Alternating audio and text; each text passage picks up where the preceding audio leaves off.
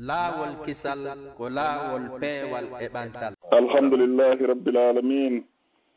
summa assalatu wassalamu ala man bu'isa rahmatan lil alamin nabiyina muhammad ibn abdullahi wa ala ahlihi wa ashabihi wa man tabi'ahum bi ihsanin ila yawmiddin wa sallama tasliman kaseera amma ba'da. assalamu alaykum wa rahmatullahi wa barakatuh. musidɓe julɓe tedduɓe wonɓe heɗitade en ko laawol kisal ɓaawo e yettude Allah subhanahu wa ta'ala on Allahjo waɗɗo ko haana yettirede yettuɗo hoore muɗum foduɗo se yetti o ɓeyde sen dulli e ronki yettude hara lette makko ɗen no satti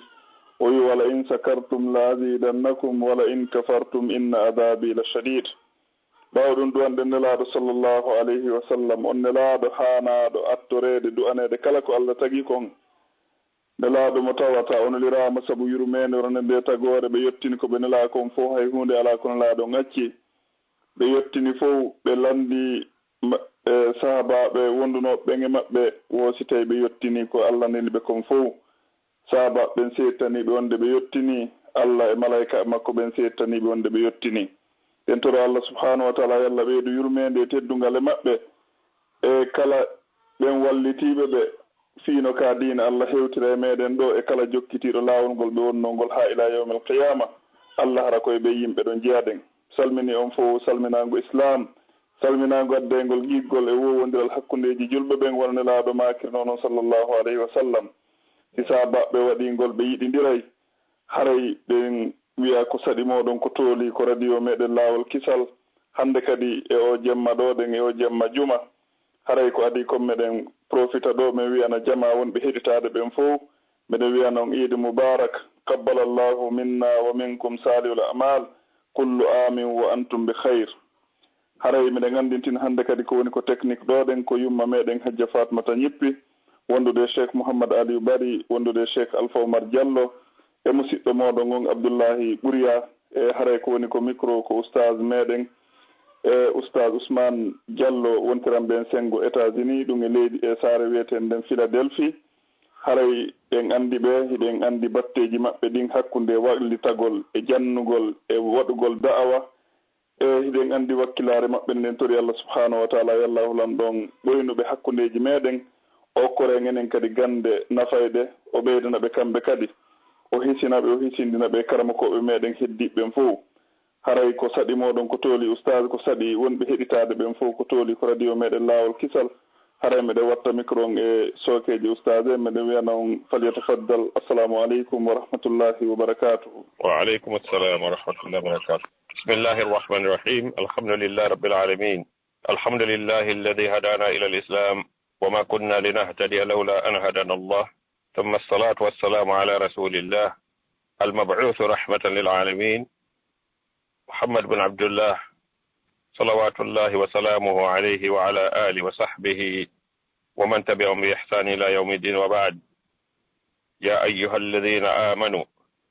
اتقوا الله وقولوا قولا اتقوا الله حق تقاته ولا تموتن إلا وأنتم مسلمون. يا أيها الناس اتقوا ربكم الذي خلقكم من نفس واحدة وخلق منها زوجها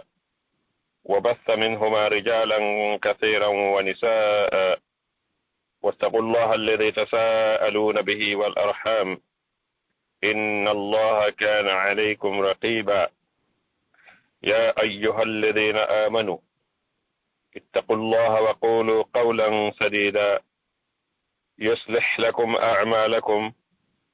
ويغفر لكم ذنوبكم ومن يطع الله ورسوله فقد فاز فوزا عظيما. ثم ما بعد، فإن أصدق الكلام كلام الله سبحانه وتعالى وخير الهدي هدي محمد صلى الله عليه وسلم وشر الأمور محدثاتها فإن كل محدثة بدعة وكل بدعة ضلالة وكل ضلالة في النار. نسأل الله سبحانه وتعالى أن يعيذنا من النار وما قرب إليها من قول وعمل. رئيس التجربة التدوى بأن يتدى الله جرنمو weltano ɗemmo mantemmo mantore nde o handi juulenge nelaaɗo makko o sallllahu alayhi wa sallam toroɗen woni ɗum taragol Allah subhanahu wa taala yo waɗi yurmede makko nde e moƴƴereji makko ɗi hoore nelaaɗo meɗen o mo o neliri sabu yurmede fi aduna on fof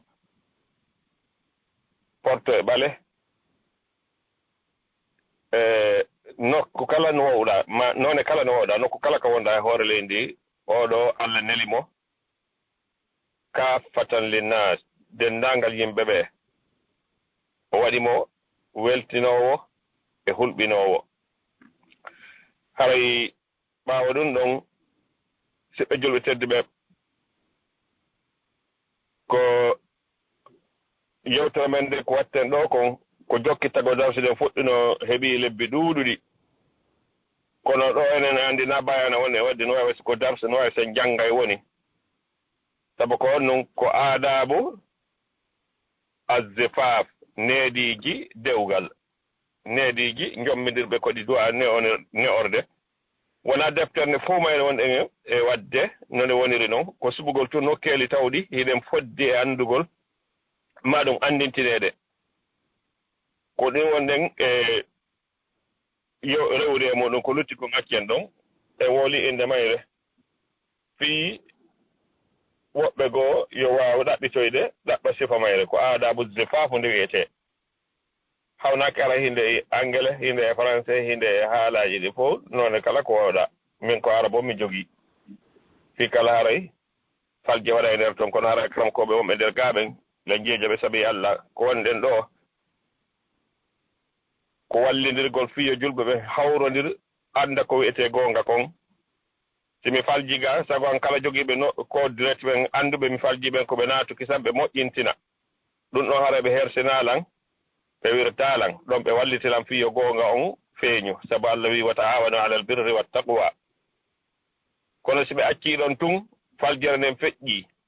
si ɓe noddoyilan ga min ga yettagolla min a faljinoɗa ɗum ɗon nafataa ko ɗum waɗi nanume ɗum komi wooliɗa kon ɓe ƴettay ɗum ɓe aɓe gollitoroya jooni noon mi wawata yiitudude e ɓen ɗon fof maɓɓe anndina ɓe wondema mi faljuno donc ɓuratala welde ko min si mi faljiiɗo koyo annduɗo mi faljon koye naatuɗon o inna ɗum ɗa ko ni min mi anndirno ɗen anndi noone no ni anndintinirte mettatalan mini monintalan ko foti fonde de mbiɗa anndi ara en wallindira woni ɗen anndi e fof meɗen na jannguɓe e haana kadi considirde hoore meɗen koyen jannguɓe koyen janngoɓe wonɓe ekkitaade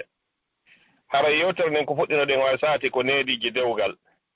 yewtuɗen ɗon fuɗɗode muɗum nden ko honno neɗɗo jombuɗo kesum ko honnumɓe haani wadde kamɓe ɗiɗo ka fuɗɗode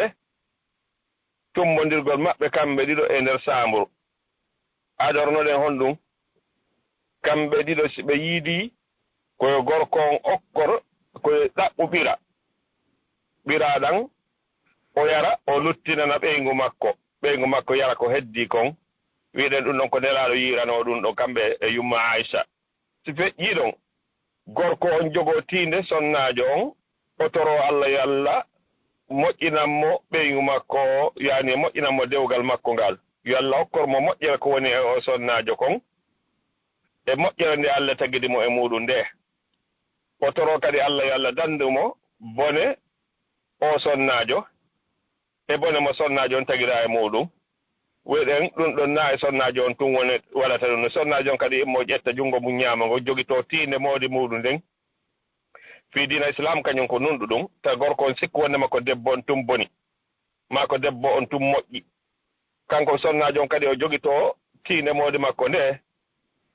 ɗum no ko kanko ɓen ɓeyditi ɗum ɗon nelaɗo kanko ɗum ɗa tun makuno nelaɗo kanko makuno ko jogito tiinde sonnajo on ma so soodi ngeloba o jogito tiinde mabba on amma kala mo koɓɓen kañum kadi addi ɓeyditi ɗon no sellana sonnajo kanko kadi kaw jogito ɗum ɗon koye hoore ɗum ɗo wona nelaɗo maki ɗum ɗo fiyo sonnajo on waɗi ɗum ɗo ko gorko on ɓe yamirno yo waɗi ɗum ɗon kañum kala mo koɓɓen kañum kadi addi wondema yo ino sellana sonnajo on kanko kadi ko immo o jogito tiinde moodi makko nden o toro Allah yo Allah hokkumo moƴƴere moodi makko par ce que himo faala moodi moƴƴuɗo ko ɗum so suɓiɗo on ɗon o acci hoore ko heewi kon sonnajo si curbi wona gooto yaltata ƴama fii makko ko yaltuɓe ɓen ɗiɗo ma tato ma nayo o ndaara ɗon mo hakkille makko ɓuri ƴettude o ɓurɗo mo welde e darnde o o inna mi waaba en hokkila son hokkila o ɗo ara no welanmi kanko ɗo jogi to tinde mawde makko nden o toro Allah yo Allah hokkumo moƴƴere ko woni o gorko kon yo e moƴƴere nde Allah tagirimo kanko gorko o toro Allah yo Allah dandu mo bone o gorko sabu ko bone gorko on kadi no hulɓini moƴƴa non ko ɗum waɗi si kanko mo ɗaɓɓira piiji ɗiɗi fii yo hokke ɓeyngu woni diina makko kan e jikku makko on ko diina kam moƴƴo si jikku moƴƴa ta hokku ɓiɗɗo maɗon ma bandiraama ma mo hanuɗa hokkitirde ɗon o ko jikko moƴƴo ko jikko moƴƴi si tawi tun diina kam moƴƴa na ya hokkumo ko kanko o timmiri koyo timmin ɗin ɗon ɗiɗi sonnajo on kañum ɗaɓɓira diina tun amma sonnajo sa inni ko ɓe heɓa debbo mo jikku moƴƴuɗo hara wonayi neɓay a jombaali ɓay na ɗum ɓe laɓɓira sabu nelaɗo ko makiɓe kamɓe ɓe yiyali ha hande ko durli hawa sonnajo ɓe landa ko honno woni ɗum ɓe ni sonnajo a wonda e makko waɗanamo moƴƴereji moƴƴora e makko fannin hiɗon wonde ñande goo faljoya e makko waɗa ɗon bone on gotum ko innete ha hande mbi mi yi'uma ha hande mi heɓal ko moƴƴi e maɗa ko noon kamɓe ɓe wayi ko ɗo si ɓe ɗaɓɓiraka jikku o toro kanko kadi Allah yo Allah dandumo bone maɗa on e bone on mo tagiraɗa an gorko o wiyeɗen si ɗum ɗon feƴƴi kamɓe ɗiɗo ɓe immo ɓe daroɓe juula darɗe ɗiɗi gorko on wona imam sonnojo wona ma'muma ɗum woni gorko on hikko yeeso sonnajo wona ɓaawo ɓe juula ɗen darɗe ɗiɗi ko haa ɗo arno ɗen fuɗɗitoɗen yewtere ɗon ko fe hikkitotoɗon toɓɓere nayaɓere nde ɗo en yewta ɗum seeɗa ni tum feƴƴoyen yeeso ko seeɗa ni yewtitegen nde ɗo nde tawno ha piihoyno gaa haani koye andede fii kala hikoye luggi hawnake ara pay koye meɗen no heɗade wonno jo goɗɗo hawnake goɗɗo goo yoya ton ɗum ɗo duwaka woɗede ɗo ba hay pay koye no heɗade ɗum ɗo ko hunde wo tottum duwaɗen andude koye pay koye men wonko yawde ka lekkol koye andi kon ko fiwɗata koye ɓuri kon koye ko annduɗa kon an joni noon no harmiri kamɓe hara ɓe andiri joni noon piijiɗin ko ɗiɗi ko dagi ɗum e ko harmi si tawi koko harmi kon tum ɓe andi ko ɗum ɗon ɓe gollitoy tawi wal iyadu billah yo Allah dandu en ɓiɓɓe meɗen en waɗugol ɗum ɗon ko ɗum waɗi hanani en ko andinen ɓe ko dagi kon ko laaɓi kon pos ɓay islamu kañum wolante laɓɓinane pos yetoma ɗum ɗo sa waɗin ɗo hara hay sa sikki an hino tuuni ta hara ɗa mari baraji e muɗum ko ɗum waɗi sen yewta yewtere nden toroɗen Allah yo Allah subahana taala dandu en faljugol e majjugol e majjingol sabu nelaɗo sallah sallam makono komi ɓuri hulande on ko fopp ko kalamokoɓe majjinoɓe ɓen addu'atul mudillina noddoɓe majjinoɓe ɓen hara eɗen tari Allah ta Allah waɗen e ɓen ɗo yo Allah waɗen ɓen fewuɓe fewnoɓe ɗo toɓɓere nayarɓe nden ko ma yuqalu hina yujami'uha konngol ngol gorko on duwa yewtude fewndo o yiidata e ɓeygu makko ɗum ɗon foti ko ñalande aranere nde ma fanni kanko o sonnajo ɓe wondi nde haaju makko yani e sonnajo makko on wo du'a'u mo haani waɗude fii yo Allah moƴƴinanmo nden yiidande ɗon ndimbalde ɗon karam kojo wi o ini wa yambagi an yaqula hina ya'ti ahlah bismillahi allahumma jannibuna ash-shaytan wa jannibu ash-shaytanu ma razaqtana wona hananimo fewno kaw yiidata e ɓe nguura makko nden ɗo woni e sonnajo makko o kawe inde Allah ko ayo Allah dandu men sheytane danda sheytane konko arsikotoɗa men e muɗum ɓe gandi jombugol goto kala ko jombiri ko ɗaɓɓugol gueɗal ko ɗum woni hadafu jombugol ngol haray ɓiɗɗo heɓotoɗo ɗon on Allah min e ɓe gon dandu men sheytane e boneji muɗum ko wona noon dandanamen ko arsikoɗa men e ndimbaldi ɗo kon imen heeɓiɗo gueɗal dandamo kanko kadi sheytan e bone muɗum dalil o qala sallllahu alayhi wa sallam fa in qada allahu baynahuma walada lam yadurruhu sheytanu abada ko dalil meɗen on ni cheikh nasiruddin maki eɗen fillitade wonelaɗo on sallllahu alayhi wa sallam maki si Allah yeɗiɓe ɓiɗɗo hakkude maɓɓe kamɓe ɗiɗo e ndimmal ndi ɗon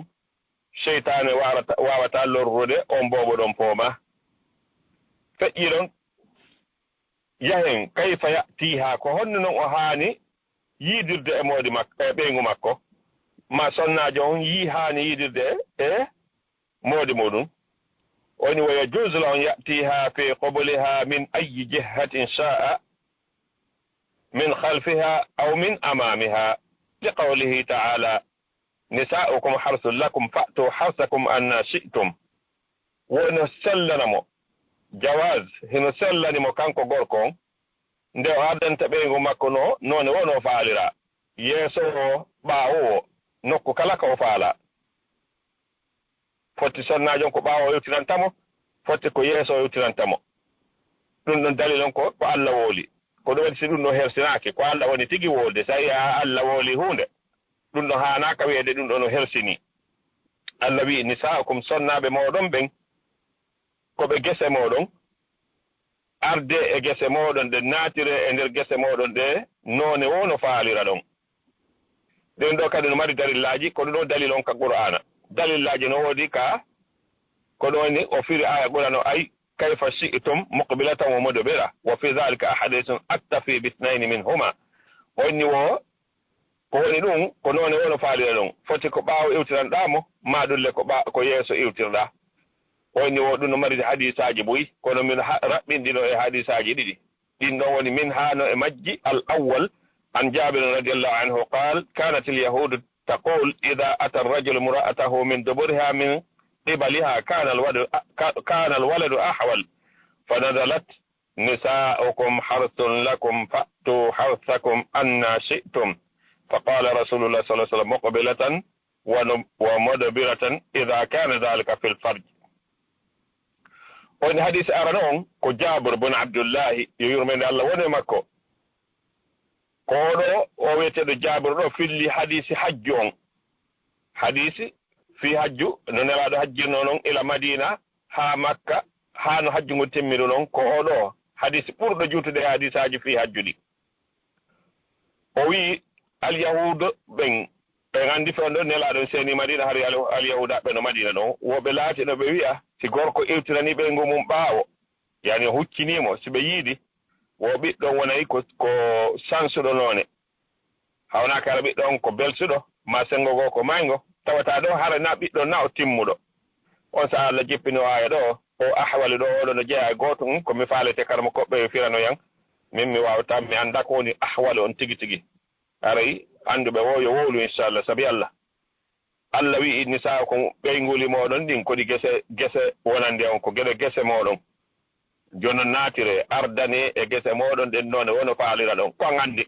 kaka ɓuri ɓendirde ɗon kaka ɓura ɓendirde ɗon ko on to foɗɗortoɗa wowgol ɓeygu ma ko noon wamma on sa nelaɗo sallallahu alaihi wasallam firi o aya ɓe maaki foti a huccimmo ma a fewtimmo e maɗa ɗum noon kono ko sarti on koye taw tun haraka ka Allah yamirma ɗon ko woni ka farji makko ko ɗum ɗo woni haani kon oɗo hadis ko imam Bukhari fellimo imam Muslim imam Nasa'i ibn Hatim oɗo hadis mo ɓuri mo mari ɗuɗuɓe ko fellimo feƴƴiɗo o inni o hadis ɗiɗa ɓon ko Ibn Abbas felli o inni oɗo ko sahaba ɓen immi Makka feruɓe no ɓe ari iwi Makka ɓen ɓe ari Madina ɓay ɓe hewti ton ɓe jombi sonnaɓe Madina yankoɓe ɓe gotel sahaba ɓe mbaw jombi sonnajo o yehi yiidugol e ɓeygu makko o haɓɓiti ko yo irtiran ɓeygu makko ɓaawo tawi noon alyahuda ɓe yeetino keɓe kamɓe ta kamɓe Makka Madina ɓe ɗum sellana sonna ronkuɗo timmude tagu o sa sonnajo o wi o yeetimode makko o mi wakkilaaki yo en yiido e malndi ɗo haa ɗum ɗo mi yaha mi lanndoyo ɗum mi tefa ɗum ɗo e junngo nelaaɗo on tawa on saabay ɗum hewti nelaaɗo on nelaaɗo on sallallahu alaihi wasallam ko maaki kon alyahuda ɓen ɓe fenu ko fenaande ɓe wooli koko Allah wooli kon ɓuri goongude ko ɗum woni goonga on iwtirane ɓeyguli moɗon ɗin ɓay hari no jeeya e Makka yankoɓɓe kamɓe ko ɓe waɗata sonnaajo maɓɓe on ɓe mari ton nooneeji ɗiɗi o acca hakke haala ka no luggi seeɗa kono ɓe yewten ka fii en anndu ko islam dagini ino dagi ɓeygu maɓɓe o waɗayno juuɗe makko ɗen ka hoore koppi makko moodi makko ara e makko ɗum hara mo wawi waɗuɗo ruku ma ɗum o jiccora koppi makko ɗin hara newe makko ɗe no waali ka leydi ɗon kadi gorko ara dar o yiida e makko ɗon o iwnoɓe makka ɓen kañum ko ɗum ɗon arduno e muɗum hiɓe waɗayno sifa ɗum ɗon oɗo sonnajo kamɓe kamɓe madina ɓen hiɓe haɗa ɗum ɗon kamɓe teppude alyahuda ɓe nde tawno kamɓe har ɓe ala ganda ko woni o ko fi dina si mapiniɓe kaka alyahuda ɓe yahata ɓe landoyo joni noon islam wi'i tabintini nelaɗo yeeti ko alyahuda ɓen feni Allah ko woli ko ngoni gonga ida iwtiranani ɓeygu ma madama kaka farju makko mo Allah daginanma arata e makko foti o waɗu ruku yani o uggino jogiti koppi makko ni ma ɗum o jikki ma o dari o feewi iwtirɗa ɓaawo noone woni iwtiranɗamo madama kaka Allah yamirma ɗum hino sellanma ko an andi ko ɓeygu maɗa iwtiranmo no faaliraɗa e makko ɗum woni ɗo toɓɓere jegaɓen no yanenen ɗo wo ko tahrimu dubur harmangol gorko yiidugol e ɓeygu makko e duburi o ɗum woni ka soɓere yaltita ɗon wo yahrumu alayhi an yatiha fi duburiha li mafhumi l aya assabiqa ka Allah wi ɗon ni sawakum harsul lakum fatu harsakum anna shi'tum hino harmanimo kanko gorko o ka iwtiranta ɓeygu makko ka duburi makko sabu famugol aya adiɗo jangede o ka Allah wi ɗon rewɓe moɗon ɓen koɓe gese moɗon ardane gese moɗon nde none o kala no faalira ɗon haray si feƴƴi ɗon yewten ko honnum ɓuri moƴƴude non joni gorko e ɓe kono taw hara gorko no aami lootoyagol ka jemma ɗon ino sellanamo ka o waaloyo ɗon haa ɓe wiyata hara o lootaaki longal onni alwudu baynal jami'ayni aw jima'ayni afwan alwudu baynal jima'ayni wo salligi on hakkunde yiidande ɗe ɗiɗi yani gorko on o yiidi e ɓeygu makko wonoyi ɗon kadi seeɗa mo faala aratude wo ɗo koyo on tigi waɗi salligi wa ida ataha fi l mahalli l mashru'i thumma arada an yauda ilayha tawadda'a li qawlihi sallallahu alayhi wa sallam ida ata ahadukum ahlah thumma arada an yauda falyatawadda'a baynahuma wudu'a وفي رواية وضوء للصلاة أو وضوءه للصلاة فإنه أنشط في العهود سيو عريب سيدي سنة مكو نكو شرعنا دو باو دون ولا يسيدا إنه مفالا في اللتاد مفالا عبد الله بدي ما تتي إن مكو كو سلغي تمودو monelaɗo on sallallahu alayhi wa sallam tindini ɓe maaki si yiidi goɗɗe moɗon e ɓeygu muɗum ɓaawo ɗum noon o faalama fillitade yo o salligo hakkunde yiidande ɗe ɗiɗi filla yeego ɗum ko hadis arano ko en hadisaji ɗiɗi ɓe hiɓɓidiri ɗo onni hadis goo wii woyo salligo wono salligo makko mo o salliganto julde nde o juulata ko ɗum ɗo ɓurata softinde ɓanndu ndu fii yo o yiltito hara ɓe ɗiɗo ɗon hiɓe softe yiidande maɓɓe ɗe woni noon kono alghusl afdal ko lootagol ngol ɓuri moƴƴude lakinna alghusl afdal min alwudu'i li hadith abi rafi' anna nabiy sallallahu alayhi wa sallam tafa dhata yawmin ala nisa'ihi yaghtasil 'inda hadhihi wa 'inda hadhihi قال فقلت له يا رسول الله ألا تجعله غسلا واحدا قال هذا أزكى وأطيب وأطهر ndaaren ɗo nelaɗo sallallahu alaihi wasallam gundo maɓɓe kamɓe tigi ɓe yeetoɗo sahaba ɓe sabu nen tawno kamɓe ko ɓe janginoɓe hiɓe yeetoɗo sahaba ɓe gundo maɓɓe ɓaawo wiiko ko lootagol ngol ɓuri moƴƴude ɓe di salligagol ngol sabu hadisi mo o neɗɗo wiyeteɗo rafi o filli wondema nelaɗon sallallahu alaihi wasallam ñande goo ɓe yiiduno e sonnaɓe maɓɓe ɓen fof nelaɗo no okkano doole min e maɗa seeɗa e maɓɓe an e ñallugol gollugol ɗo ɗe teddinene wonɓe ɗe leyɗe porto. Assalamu aleykum oustaz. Waleykum salam wa rahmatullah. mi annda hitongol no kupude mi annda so tawi on watta yile mum ko ana kupde wonde o annda hitongol no waɗa kupugol nda so tawi ko awnaaki ko way ko ka hara ka speaker mi waɗi ndaaren ɗo kadi jooni nani inchallah. Salamu aleykum. waaleykum salam wa rahmatullah. kanko sahaba kanko cheikhu jom wi kono ko lootagol ngol ɓuri moƴƴude e di salligi o sabu hadis abi rafi wonni wondema nelaaɗo sallallahu sallam yeeti kelal goɗɗum ñannde goo wondema nelaaɗon sallallahu sallam ɓe yiidi e sonnaaɓe maɓɓe ɓen fof nelaaɗo no yeeto sahaba ɓen golle maɓɓe ɗe ɓe golleta ɗum ɗo ko golle wirnii ɗum kono ne tawnoo ko ɓe jannginooɓe ɓe anndinde sonnaaɓe yani mofte maɓɓe ɗen huunde dagiinde e dagiinde nde ko honno kadi nde haani waɗireede fii hara on tigi feggaaki o yana e ko harmi kon nde tawnoo so a mari ɓeygol ɗiɗi tati nayi si tawii hara ɓeygol maaɗa ɗin hiɗa nunɗi hakkunde majji hiɓe anndi ɓay ko heewi kon nde sonnaaɓe no haɓa ko heewi kon ɓen innetaa ɓe fof kono no heewi si sonnaɓe anndi gorko o himo nunɗi fii kala mo mari ɓeygol ɗiɗi ma tati nayi o alaa wiyeteeɗo baataajo ko en anndu kala gorko innuɗo nodduɗo ɓeygu mum ngoo baata yo anndu himo mari añaaɗo jooni noon Allah no toŋannomaa ɗum ɗon innugol oɗo ko baataaɗo oɗo ko añaaɗo ko ɗum waɗi so wiini so a huli ɓe a waawataa nonnude hakkunde maɓɓe hara njombu gooto dey sabu a faalaaka nanngoyeede ñannde darngal woneede ko mo koyngal gootal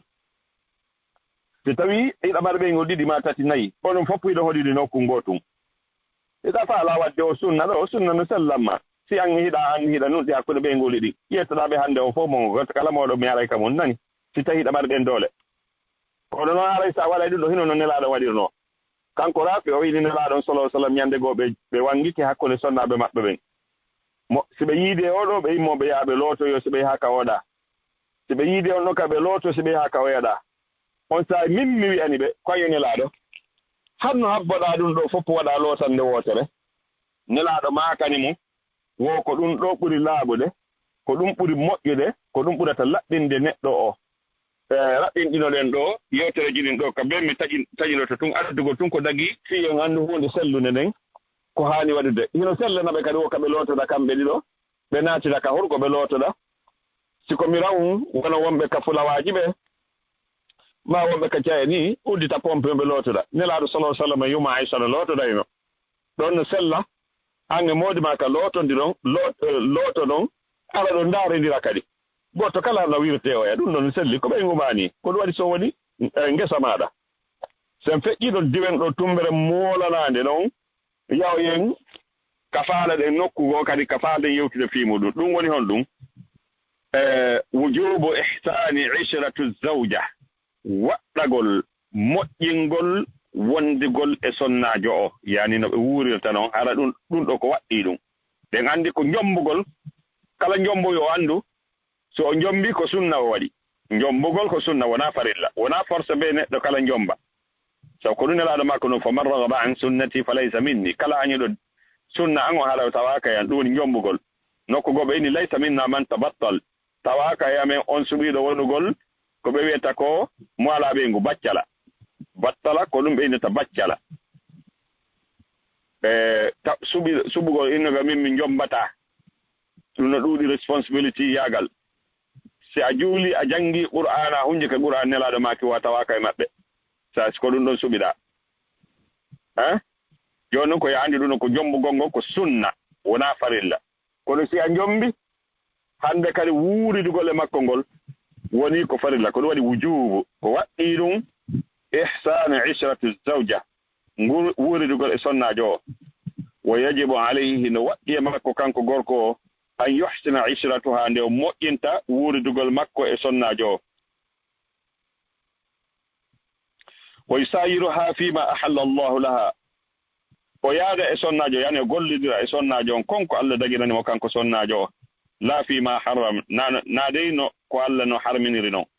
sonnaajo on ko ya wuuride e makko wondiron noone no Allah subhanahu wa ta'ala daginiri noon na ya wonde makko ko o welete wo ko o welete ko o welete wo ko o welete so tawi sabu makko naadete e piiji harmoɗi fii tun waɗangol mo piiji ɓayno woodi sonnaaɓe goo himmuɓe fii piiji iɓe yiɗi piiji haa feƴƴiti si gorko on noon yiɗiimo ara e haa ka yawgol ñawlagol yimɓe wujjugol yimɓe jattugol yimɓe fii tun yo o sonnaajo welto ñawlo salo yoɓude détourna ɗi piiji ɗo fof ɗum ɗo wonaa moƴƴingol wuuridugol e on debbo ɗon so heewi sifa on debbo ɗon yeeto mo hila yiɗi Allah e nelaaɗo ɓurma an ko welata lan ko welata lan ko sengole giggol ko giggol angole mala ko iwtirɗum ɓaawa ko mi yiɗi Allah e nelaaɗo muɗum on kon jooni noon nelaaɗo e Allah muɗum on ma Allah an on hino yamirinmi wondirgol e maɗa no o daginiri noon kanko Allah no harmaninmi kami waɗa piiji harmuɗi fi min e maɗa en ɓurtu weldude mi watta ɗum noon ko ɗum waɗi so wiiɗo ko e nder ko Allah dagini kon noon wala siyama ida kanat hadisati sinni tentinin so tawi ko curbahum jombuɗa sa jombi curbahum ɗo waɗa min ɓeyrawa ɗo mo duuɓi mum towiɗo a weƴƴiti meeɓiɗo jomboyɗo jiwum somi wattanali haqqil kun ukkaylen e piiji ko ɓeeɗo wona waajede jombuɗo jiwo ma ko honno woddirta e jiwo si a jombimo wa fi dhalika ahadis ɗum ɗo noon mari hadisaji ɗuɗiɗi iɗen fuɗɗora al awwal qawluhu sallallahu alaihi wasallam khayrukum li ahli wa ana khayrukum li ahli ɓe maake ko ɓuri moƴƴude e moɗon on fof moɗon ko ɓurɗo moƴƴade e ɓeygure muɗum nden min noon ɓuri on moƴƴude ka ɓeygure an nelaaɗo sallallahu alaihi wasallam mantiɗo ɓe heewa mantagol ɗo ɓe mantani ɗo sahaba ɓen hadis ɗiɗaɓo on qawluhu sallallahu alaihi wasallam fi khutbati hajjatil wada e khutuba maɓɓe ka hajju mo ɓe waynino mofte ɗen ɓe makono e nder on hadis ɗon e nder on khutba ɗon ɓeni ala wastawsu binnisa'i khayra hey wuuridire ɓe sonnaɓe no moƴƴiri fa innahunna awanun indakum laysa tamlikuna minhunna shay'a ghayra dhalik illa an ya'tina bi fahishatin mubayyinah fa in fa'alna fahjuruhunna fil madaji' wadribuhunna darban ghayra mubrih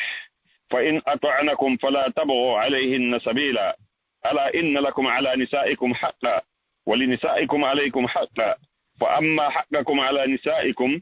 fala yu'tina farshakum man takrahun ولا يأذن في بيوتكم لمن تكرهون ألا وحقهن عليكم أن تحسنوا إليهن في كسوتهن وطعامهن أولو حديث نلا ماكي هي إن أون خطبة حجة الوداع بوي وورد رأسنا بين مؤجري بيكو به حقي بك مودون on waawali jogorde ko ɗum ne ɓeyna humugol dewgal ko ɓe humiɓe ka moɗon ane mi yaade ɗo humugol dewgal ma haɓɓugol dewgal ka dewgal ngal humama ko ɗum woni on al ijabu wal qabul ka wiiɗa ɗon miɗo faala mode abdoullahi ma kawa abdoullahi miɗo faala on okkan jiyo moɗon wiyeteɗo khadija o ɓe wola inde makko si ɓe mari wiyeteɗo khadija si ɓe inni mi jaɓi mi okkima khadija a wiɓe lam faala on okkan jiyo moɗon wiyeteɗo khadija on fi dewgal sunna e farilla bayt wiɗen jombugo ko sunna e farilla mi wuride makko e farilla no Allah fardiri non yani mi moƴƴoto e makko noone wono mi waawiri no dagori so ɓe innima mi okkima khadija fi dewgal sunna e farilla mi okkirima mo sunna wondirgol makko no farilla no Allah yamiriri non a inni mi jaɓi ko okkuɗol an ɗo ko mi weltori ila ɗum ɗon ko ɗum woni fa innahunna awanun indakum ko ɓe humaɓe ka moɗon ko ɗum woni dewgal ngal humama ko ɓe haɓɓiɓe ɗon ha yori ken saabu fannin accitali mo o yata hay nokku ɓe inni noon kamɓe nelaɗon on wawa jogotorde ɓe hay fussina saabu ɗum ɗo ko ɗum ɗo tun wawɗa jogorde ɓe ko ɗum ɗo tun wawɗa mo jeyrude sina hara ɓe waɗu bone feeñuɗo si ɓe waɗi ɗum ɗon haray taƴi eɓe ka daɗɗudi an e makko waɗa ɗon e danki wooti hucca to tawi sonnajon ko hulayɗo Allah si tawi ko jiwa islamu hara a waɗimo loyru pour ndu muusude e looci ɗin fof o waalidugol e moodi makko e danki moodi makko hucca to ƴetta juuɗe muɗum waɗa ka hakkunde koyɗe muɗum hucca waalo tun fanka ɗum ko loyru noon si tawi ko jiwa Allah sabu ndun loyru ɗo muusa e mo moƴƴa si tawi tun koni ko hulowo Allah yiɗuɗo Allah e nelaaɗo sallallahu alaihi wasallam amma noon si ko tawi ko bandi wiyeɓe ɗon komi huccata mi andinte wona an tu woni gorko aray na sifa ɓeeɗo woni ko jombete ko annduɗo himo suɓi hoore makko mo wallini ko sattiŋaɗi ko o neeɓi wonde ɗon sina an moodi makko mo okka on waalata ko takko makko oɗo noon si tawi a huccimo hara waɗimo loyru molanandu nelaaɗo ma kisini nden huccande ɗon nafaali ɓeyni wadribuhunna dorban gayra mubrihin piyewe piggal tawngal barminta kala mo ko ɓe tindini ɗo ko honno woni sonnajo ma piirte e wonde den andugol wonande worɓe yiɗi ɓe piwgol no wodi woɓɓe go ɓe yiɗi piwgol ha feƴƴiti no harmani on ka piyon ɓe sonnaɓe hule Allah e maɓɓe nelaaɗo meɗen sallallahu alaihi wasallam iɓe tindini ɗo ɓe inni ɗo yon piw sabu kono si ɓe wi ɗon ko ɓay Allah no wi ɗum ɗon kono kala mo ko ɓe no tindini ko honno piirete ko adi en yewtude fe nelaaɗo on kon taw ɓe inni wo ko sarbeti on ko fittirta lakkere nden ka yeeso maɗa ko ɗum ɗon ƴettata ɗum woni bil min ndiili ko tawel hum ƴetta ɗum ɗon tappiramo ila ka balaje natti ka ɓaawo haaley ko telen toon tappete nelaaɗo no maaki ten woɗɗitoɗon yeeso ngon no woodi worɓe go'o ɓeygu maɓɓe ko so ɓe landike ɓeygu maɓɓe ene ndiyan ko yarete ala so inni to ono wi ɗon ko banta ponson konto wonda hakkil waki wonno milanduma hay sik ala hakkil kamɓe koɓe landitorta ko banto nelaaɗo no harmini piwgo sonnajo e yeeso makko hattirde e harmugol onon piyoɓe ɓen wonon nde yiɗuɓe piwɓe kono alhamdulillah min Allah tawnalaga ɓen ɗo mi yiɗa piiro few alhamdulillah min tori Allah e Allah tawi ko fi makko mi woni waɗirde ɗum ɗon nelaaɗo jombi sonnaɓe sappo e goo hay goto maɓɓe ɓe piyala e ñande wotere teddugal ma ane wiyata ɗum ko nelaaɗo yamiri naam ɓe yamiri ɓe wowli ɗum ɗon sabu Allah wowli kono noon laqad kana lakum fi rasulillahi uswatun hasana wona jombugol ngol tun tentina coñciɗo accitaɗe waaro nden tun yayiide e ɓeygol mon nin tun woni sunna on ko ya anndu nelaaɗo on no jeeya e sunna ɓe piyali ha han waɗi on ɗon sunna kadi ɓe yennaali kadi sonnajo maɓɓe ha han waɗi on ɗon sunna kadi sonnajo on defaali kadi ha hande ɓe caabiti ñaamete on Anas ibn Malik wiɗo ma aba rasulillahi sallallahu alaihi wasallam ta'amul qat nelaaɗo ha hande saabitaali ñaamete inistahahu akala wa illa taraka si ñaamete on weliɓe ɓe ñaama si welaaliɓe ɓe accita ɗon ɓe yaha ko ɗum sonnaɓe anndirayno ko ɓe defi kon welaali ɓe waɗi on ɗon kadi ɗum ɗon kadi ko sunna oɗo ɓe yamiri woya piwɓe piggal ngal barminta fa in ata'anako si ɓe ɗoftike on haray taw jaggituɓe taw ɗaɓɓitude laawol goo kadi fii mettingol ɓe ɓernde tun ma toñugol ɓe tun on saa ɓe maaki kamɓe nelaaɗo sallallahu alaihi wasallam hey hiɗon mari haqqe e hoore sonnaaɓe moɗon ɓe andon kadi onon ka sonnaaɓe moɗon ɓe no mari haqqe e hoore moɗon amma no haqqe moɗon e hoore sonnaaɓe ɓe yani ko sonnaaɓe du'an waɗande kon tawa ɗum ɗo ko Allah fardi e hoore maɓɓe ko ɓe ɓe waɗa si ɓe faala aljanna ko ɓe addataka danki moɗon on mo on yiɗa no harmani sonnaajo ka ƴetta gorko janano adda e suudu moodi muɗum hay yaltugo yaha e gorko janano gonno harmina feere noon tentinen ƴettugol so gorko addemo haa ka danki moodi makko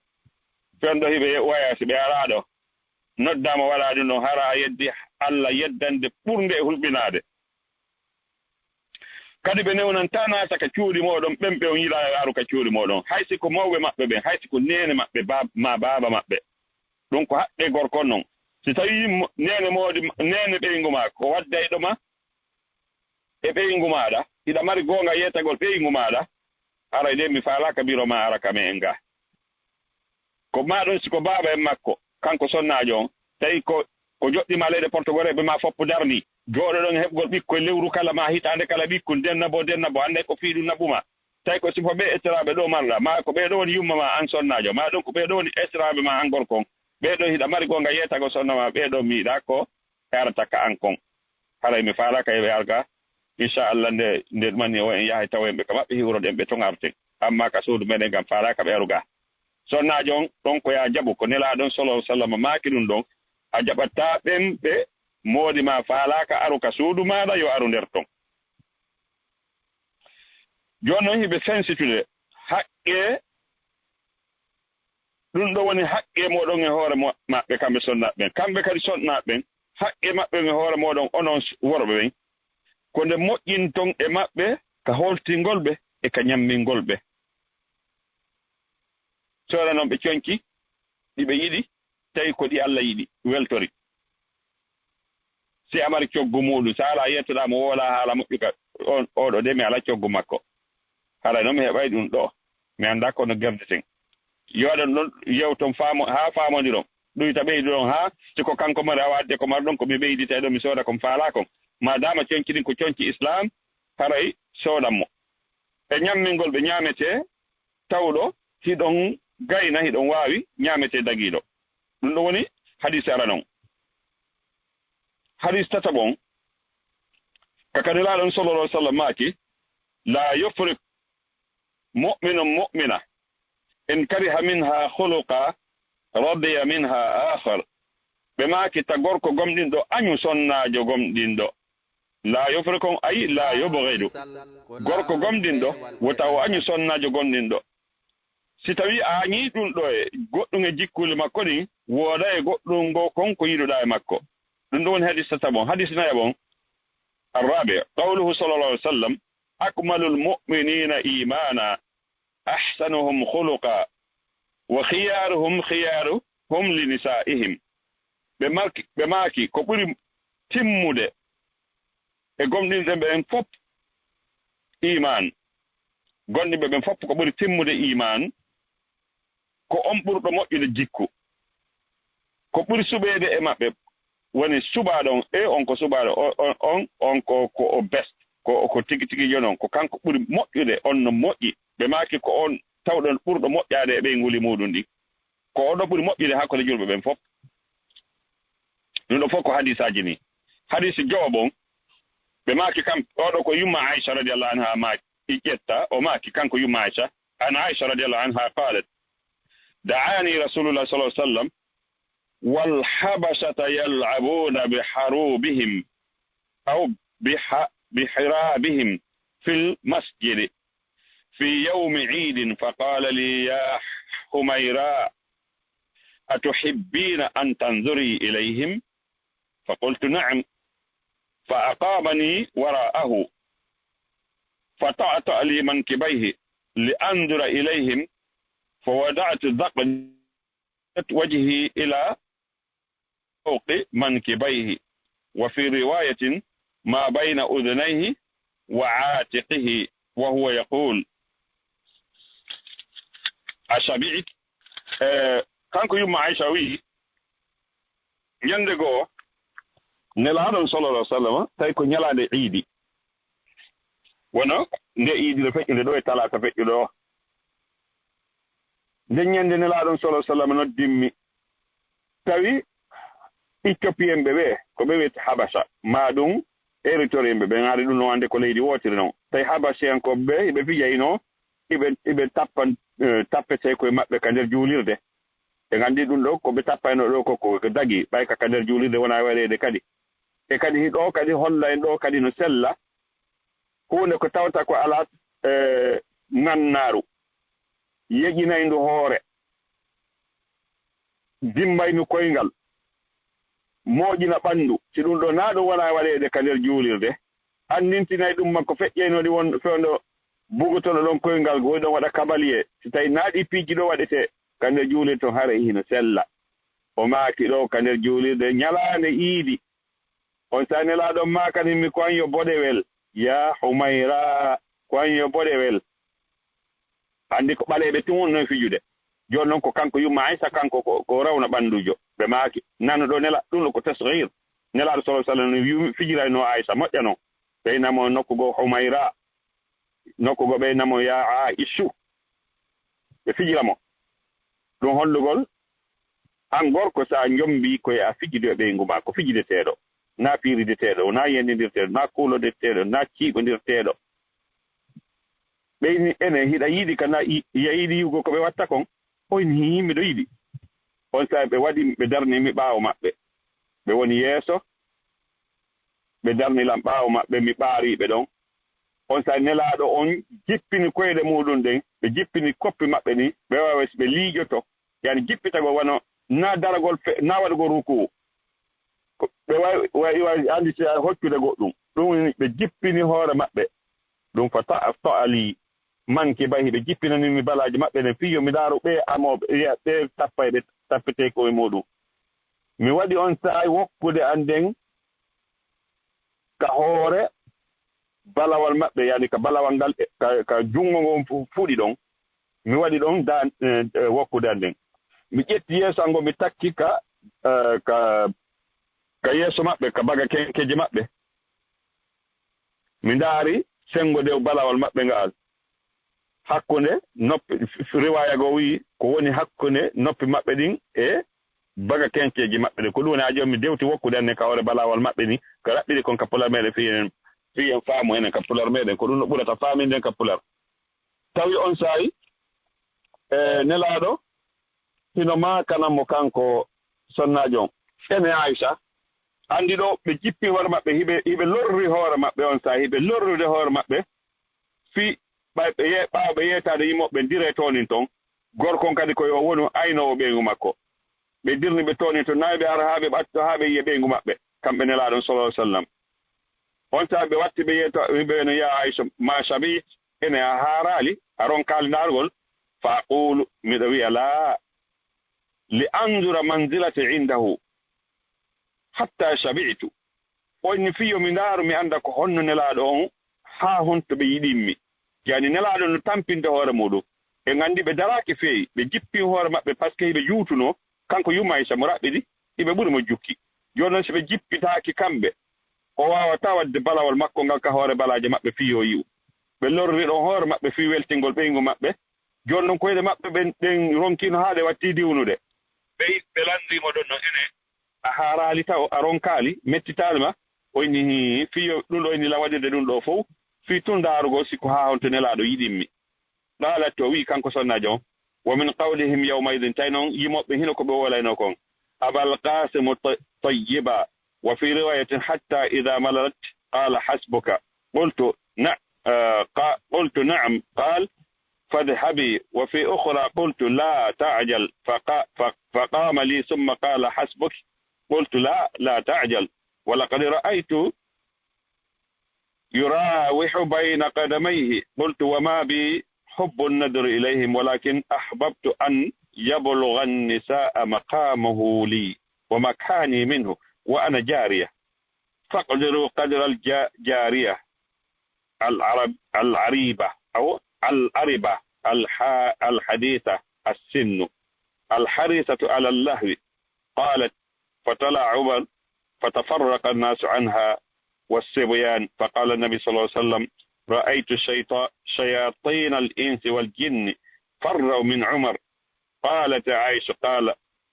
صلى الله عليه وسلم يومئذ لتعلم يهود أن في ديننا فسحة جون أو حديث له ومتى في رد سيدا الحمد لله كرمكم بنوغا يبجيتو كرمبول بمؤمنين كلا كفال جيري ودي on si kanko yumma Aisha wi ino jeeya e haalaaji ko tappaynoɓe ɓe wonno wolde ne ñande ɗum woni haɓe senkoɓe eɓe wiya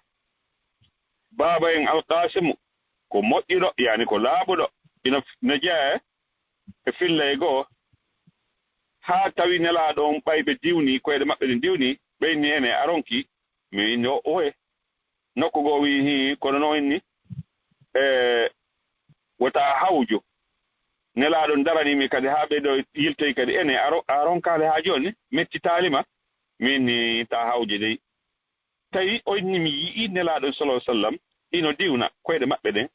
yura'ihu bayna qadamay teppe maɓɓe ɗen hino diwna onni kanko yumma Aisha woni wa ma bi annadru ilayhim hay fusi haa jan alaano e ndaarugol ko ɓe watta naa ɗum woni ko faale an on min komi faalano fof ko hewtu sonnaɓɓen ko oɗo ko o ñuusuɗo hewto e sonnaɓɓen ko haa honto nelaaɗon sallallahu alih w sallam yiɗinmi e ko honno place mi pilasi e fondo maɓɓe min komi jiwum ɓeɗon no hannde kadi golle jiwum ko watta kon tentini taw ko curba hum yiɗu kon e fewno fijinaaɗo kanko yumma Aisha na fijinaaɗo ma finimo ko yiɗugol tun anndingol sonnaɓɓen ko haa honto nelaaɗo yiɗimo kanko koye mo anndi kono mo faalano sifo o ñuusuɗo yo hewtu sonnaɓɓen wondema nelaaɗo no wakkili hakken ko ɓe yiɗimo hiɓe wakkili hay lettugol hoore maɓɓe fii yo o welto on saay o letti ɓe ɗon le haa ko Allah wallata kon ɓaysi satti be yurmede Allah nden waɗa jon nelaaɗon tampiɓe faalaka ittude ko weltingol ɓeygu maɓɓe jon no sonnajon kañ kadi no faala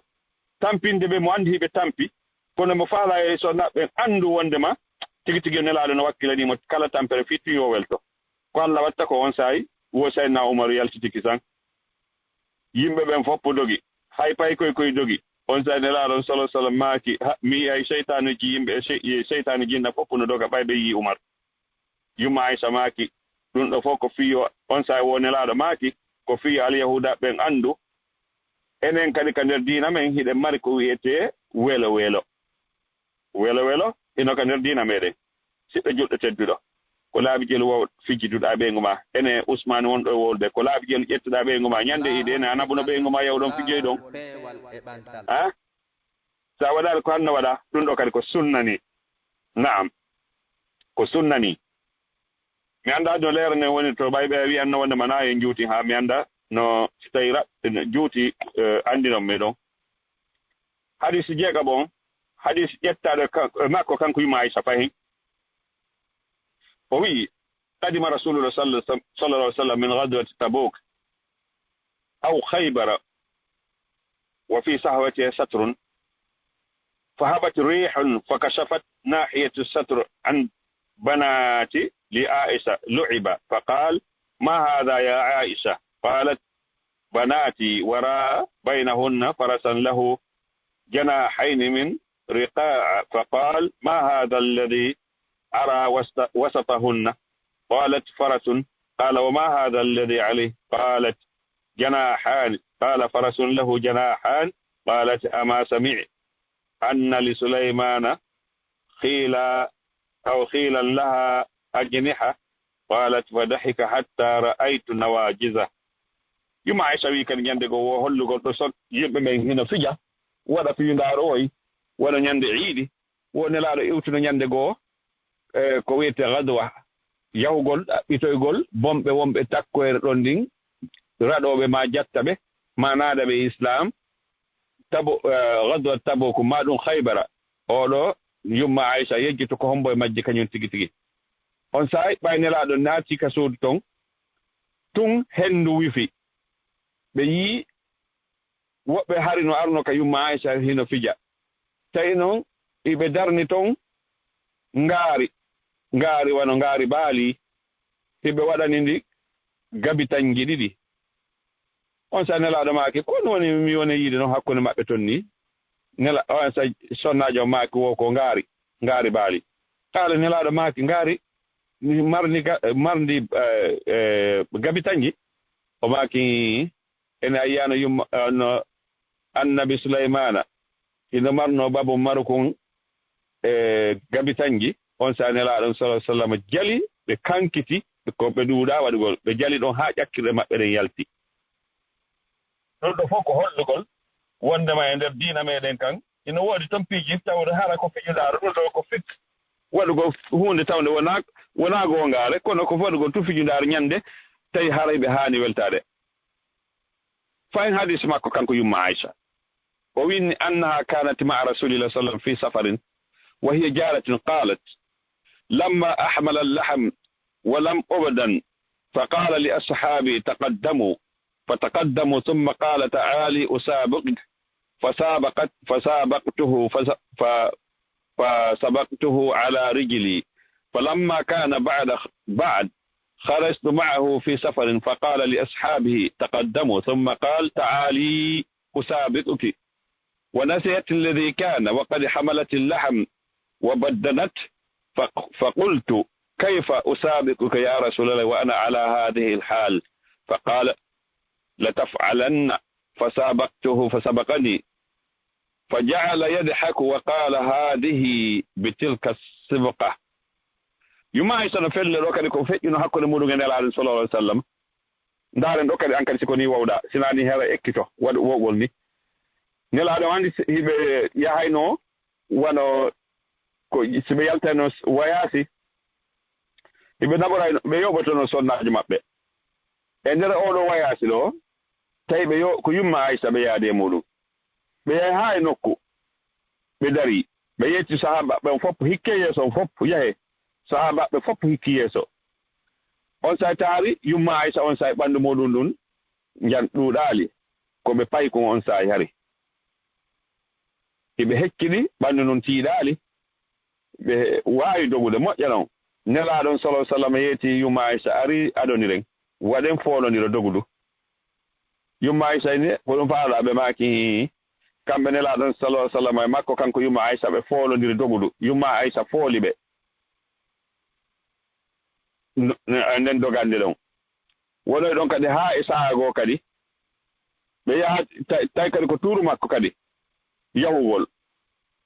ɓe yahɗo e makko ɗon kadi sifa ko wanno kon o e sati kanko yuma Aissa innini mi yejjitino ko wanno o e sati min mi yejjitino ɗum e jaka ha joni ɗum no e ɓernde maɓɓe andi hay goto yiɗa foolede ɗo kamɓe makko ɓe dogidi to noon so hari mo hekkiɗi ɓanndu ɗum tiiɗa ko paykum mo wawi dogude moƴƴa ha joni koɓe feƴƴintagol ko paykum ɓay komo duuɓi sappo jeerati fewno ɓe feƴƴinta ko ɗon andi arabu ɓen balli maɓɓe ɗi no tiiɗa moƴƴa noon on saayi ɓe innoyimo ɓe yettoy sahabaɓe hikke yeeso sahaba fof hikki yeeso ɓe inni ariɗo dogen ɓenni honɗum mi doga aɗa tabandandu no fotino ɓe inni a dogay goy ko ɓe waɗa ko min ma ko forcé on saayi kamɓe makko ɓe foolodiri ɓe foolimo ɓe inni awa ko ɗum ɗo woni coggu ko wanno kon o e saati ɓe woni ɗon e jalugol ɗum ɗon ɓe jali ɓe inni o e saati en dogono a andi a yejjitino ne o e saati en foolodir no foolɗalan ɓe ngaa min kadi mi foolima ayi ɓe jali kanko few noon sa haare o yejjitino kanko e maɓɓe ɓe dogino o fooli ɓe e jaka joni ɗum e fondo maɓɓe hiɓe faala yottade te tawno ɗum ɗo fof ko noone weltingo yiɗingol ma sa jommidi ange sonnaji ɗum ɓeygo ma no waɗane ɗum ɗo ɗo yo goɗɗo ar ñaawgol ko hakkuneji moɗo haraniɓi par ce que o faaletake sifa maɗa yo laawo mo sina ara ko layi fuujo si tawi mo andi ɓe moodi makko ko weltintamo ko fof mo wakkili ber ko waawi kon on ɗon naafi are ñaawe hakkunde ange moɗen o wolata kala ko waɗɗamo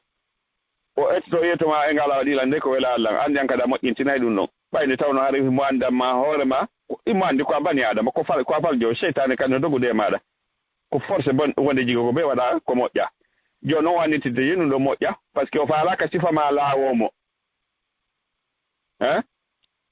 fayin hadis umma Aissa ko oɗo woni raɓɓiɗinade alan saraw noddini kamin ga fillaɗe makko kanko yuma Aissa wi in kana rasulullah sallallahu alaihi wasallam la yu'ti bil ina aw la yu'ta bil ina fa ashrabu minhu wa ana ha'id thumma ya'khudhuhu fa yad'u fahu ala mawdi' fiyya wa in kuntu la akhudhu al araq fa akulu min thumma ya'khudhuhu fa yad'u fahu ala mawdi' fiyya oɗo ko none ko battane bontingol ñawore ko alyahudaɓe ɓen andirano en andi kamɓe kadi si sonnaji maɓɓe fiilino ke ɗo ko fewno fiilaniru ko bontingol ñaawoje tawde islam jaɓa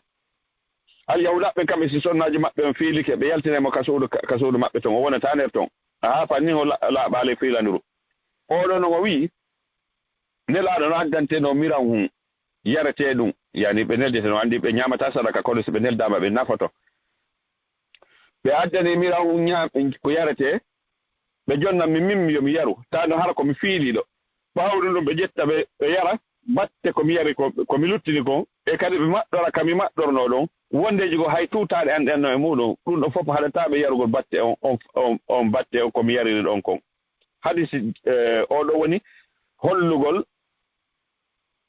innugo ɓeygu maɗa simo fiili mi ñamata batte makko mami ñamideta e makko mami walodeta e makko mami fijideta e makko ɗum ko harmo ɗum ko fenande fusi noon sabu ɓaawo to ko diwnoɗen go ɓaawo to kadi no haqqe mbalɗi to hino sellani an gorko si ɓeygu ma ko fiiliɗo haaji ma yani e fijidugol makko yani a heɓi sahaw ka ɓeygu ma fijida e makko ha sahawu makko on ha sahawu ma o an gorko on iwa donc sellanta sonnajo on kaw salanoma ɗum ko ɗum adi sonnaɓe ko enen maɓɓe ko weldude wono moƴƴane e ko ɓe huuli Allah e meɗen wo hino fanɗi ko ɗum waɗi doole ko marɗen kon enen worɓe ɓen ɓe ala ɗum kamɓe sonnaɓen ko yoɓe anndu noon si ɓe faala aljanna ko ɓe etto ɓe annda ko ɗum welata moodi maɓɓe en e ko honɗum mettata moodi maɓɓe en sabu nelaaɗo sallallahu alaihi wasallam no jeeya ko feƴƴayno ka suudu maɓɓe toon ko yuma Aissa en felli won nelaaɗo sallallahu alaihi wasallam no arayno wondeji ko hara haaji maɓɓe no yene sonnajo maɓɓe ta on ko fiiliɗo ko kamɓe tigi ƴaɓɓoyayno lincum dewta ka hoore wuddu sonnajo on ila ka wuddu naɓi ka koppi ɓe dewta e hoore makko ɗon ɓe ara ɓe waalo hoore makko ɗon ɓe fijiramo ɗon haa to e maɓɓe iwa ɗum ɗo fof kono so yi ha sahabaɓe yono yumma Aissa yewti en golle nelaaɗo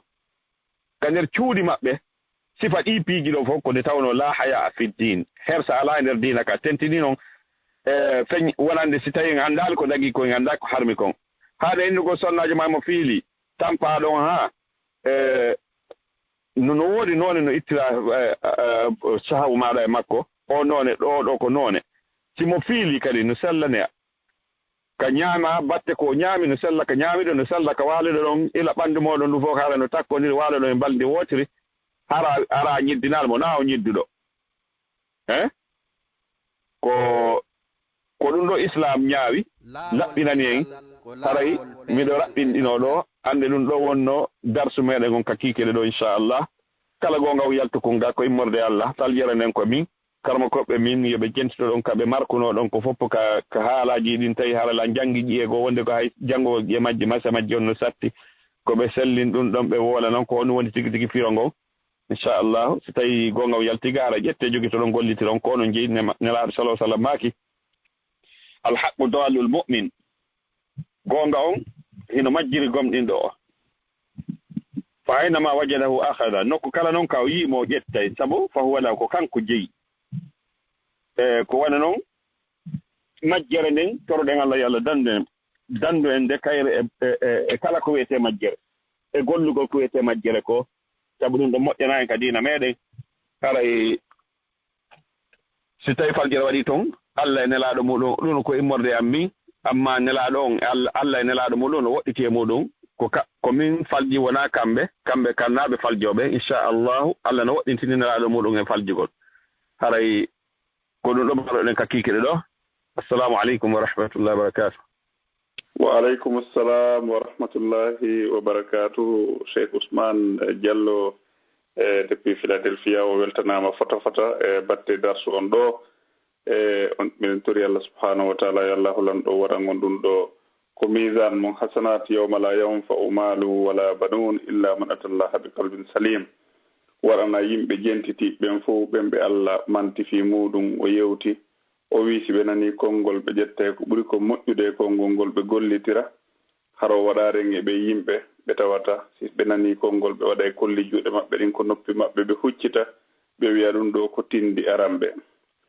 haray musidɓe julɓe tedduɓe on fof on weltanama fota haray ko yen wakkilo anditen ɗum ɗo haray ko darsuji wonɗe waɗanede ni haray no jeeya e darsuji ɓurɗi labeede ɗin ɗiɗo darsuji ko galleji fi galleji ɗin haray si galleji ɗin ɓutti haray gurdan on tigi ɗan newike wornelaaɗo makir noon sallllahu alayhi wa sallam haray ɗe gandintina inchallahu ko wonno ko technique ɗo hannde kadi ko yumma meɗen hajja fatmata ñippi wondude cheikh mouhamadou aliou bari e cheikh alpha oumar diallo e musidɗo moɗon abdoullahi ɓuriya ko wonno ko micro ko cheikh ousmane philadelphia e karmakoɓe meɗen tedduɓe ɓe tawata inchallahu hiɓe walliti nokkeli boyi haray surtout ko banggal tajwid hiɓe walliti fota ɗen toro Allah e ɓe janni alqur'anare Allah nden e ɓe jeyama e yimɓe ɓe wiya ɓe nelaɗo maki ɓen e yimɓe ɓurɓe moƴƴude ɓen ko ɓen anduɓe alqur'an ɓe andini kadi haray ɗen toro Allah subhanahu wa taala yo allahu lon ɗo waɗo en yimɓe ɓe Allah ɗowdinoyta nde tawata noon o ɗowdina yimɓe alqur'ana ɓen yawmal qiyama ɗowdi ñande woni ɗowdi ala si wona ɗowdi makko ndin Allah haren ɗo fof Allah nodda en o wiya en janngu ƴawen hara martaba meɗen sakkitoron ko aljanna firdawsil ala wondude nelaɗo e saaba makko ɓe moƴƴuɓe ɓen hara ɓa Allah ar sikari en wurdugol e maɓɓe ko adna ɗo hara Allah ar sika en wurdugol e maɓɓe ko aljanna eɗen andintina inchallahu wonande kala faalaɓe humtitagol nam o jogitoro on taaligo ɗo ha mi juula ɗo walan saraw nam inchallah si ɓeere mi waɗa hito inchallah haray ɗe gandintina inchallahu musidɓe julɓe tedduɓe kala e faalaɓe humpitagol ko ɓuriniɗen e yaajude fi programme ji meɗen ɗin ko laawol kisal woni ko télégram woni ko télégram woni ko youtube woni ko facebook haray no wawi contactude ɗiɗo numéro ji inchallah si o contacti ɗiɗo numéro ji haray hino woodi e majji viber imo e whatsapp e telegram on inchallahu mo contacti ɗiɗo o waway heɓude information e ko tawata no yowodiri e programme ji lawol kisal ɗe inchallah haray numéro ji ɗin ko 0032 ɗum woni leydi Bruxelles ɗin e Belgique haray ko code on noon 0032 492 80 19 65 ma on tigi waɗa 0032 497 11 91 haray ɗiɗo numéroji ɗo ɗiɗi mo contactide inchallahu o wawa heɓude o ɓuri ɗum ɗo e yaajude e programme ji meɗen ɗin ko laawol kisal haray ko saɗi moɗon ko tooli musidɓe julɓe tedduɓe ko duɗal meɗen laawol kisal sonnaɓe hisuɓe e ko duɗal meɗen laawol kisal duhiɓe hisuɓe haray adi oustage en hewtude inchallahu haray eɗen andintina ɗo musidɓe julɓe tedduɓe haray hiɗen mari nene gotoɓe nawnuɓe haray ɗen toro Allah subhanahu wa taala yo Allah hulan ɗon sellimɓe ɓe fof eɗen mari wonɓe ko kasoji en toriki Allah yo Allah hulan ɗon accutuɓe e jam moƴƴere yo Allah hulan ɗon ittanɓe toñeji ɗin eɗen mari ɓe tawata e no mari muskilaji ko ɓe ngureji ɗen toro Allah subhanahu wa taala yo Allah hulan ɗon ittanɓe ɗen ɗon tampereji ko ɓe ngureji eɗen mari musidɓe meɗen nawnuɓe wonɓe ko laftaniji ɗen toro Allah subhanahu wa taala kanko woni sellinowo yo Allah hulan ɗon sellimɓe ɓe fof o itta nawnaje ɗen o lontina cellal enen selluɓɓen yo Allah hulan ɗon tabintin cellal ngal e hoore hara ko e dewal Allah subhanahu wa taala ngal faalangal hara koye ngal ɗo wonɗen e muɗum duumiɗen e muɗum eɗen mari maporɓe gueɗal ɓe ɗen tori Allah subhanahu wa taala e ɗi sa'iji makko moƴƴuri ɗo yo Allah hulan ɗon okkorɓe e gueɗal ɓe nafayɓe ɓe tawata ɓen ala sonnaɓe yo Allah hulan ɗon okkorɓe sonnaɓe moƴƴuɓe jiidotoɓe jurriyaji waɗaɗi barki ɓe tawata ɓen kadi ala e duhiɓe yo Allah hulan ɗon okkorɓe duhiɓe moƴƴuɓe hara ko yurmeteɓe wondude e faamuɓe diina islam kan hara ɓe yiɗayɓe ɓe dankoɓe kadi inchallah haray musidɓe julɓe tedduɓe hiɗen andintina e kadi fi programme ji meɗen ɗin fof haray ko yowiti e fi programme meɗen on ko télégramme do hiɓe hisuɓe haray mono faala kadi humpitagol ko ɓuri ɗum ɗo e yawde haray no wawi contactude lan e mimma yumma meɗen hajja fatmata ñippi inchallahu fi durɗen ɗiɗi kala haray on wawa heɓude information ji kelɗuɗi haray ko saɗi moɗon ko tooli hiɗo weltana hiɗon jarna batte wakkilareji moɗon e batte e golleji kon ɗo wadde woni ko ittugol jawle woni ko wallitagol e noneji ɗin fof mbeɗen toro Allah subhanahu wa taala yo Allah hulan ɗo welta noon ɓuri ko minen mi weltani on kon yo Allah waɗu barke e ɓeygureji meɗen ɗin yo Allah hulan ɗon hisin en haray koye ɓeydu wakkilagol janggen anditen haray ko ɗum ɗon tubawata ittude majjireji ɗin ko nder galleji haray janngugol ngol wornilaɗo makir noon sallllahu alayhi wa sallam man arada dunia fa alayhi bil ilm wa man arada dunia wal akhira fa alayhi bil ilm kala faalaɗo aduna on tun no fawimo janngugol kala faalaɗo aduna on e laakara on no fawimo kadi janngugol haray noon enen ɗo ɗen andi ko aduna on e laahara on fof wonni ko faala ɗen haray koye wakkilo janggen haray janngugol ngol haray no ɓeyda iman e bani adama no itta on tigi e majjere artiramo kadi e peewal no itta on tigi kadi e ɗi pankareji on ɗi ko galleji no waɗa ɓuttu ko galleji kadi e giggol e yurmede kadi wonte ko galleji so tawi yimɓe ɓen fof no faami diina haray hiɗo weltana fota fota e meɗen habbo ustaji ɓe inchallah haray inchallah so tawi ɓe seenoyke so tawi programme question no woodi haɗa ɗen andintina kala faalaɓe wadde question ɓen no wadde étoile 60 ɗum woni star 61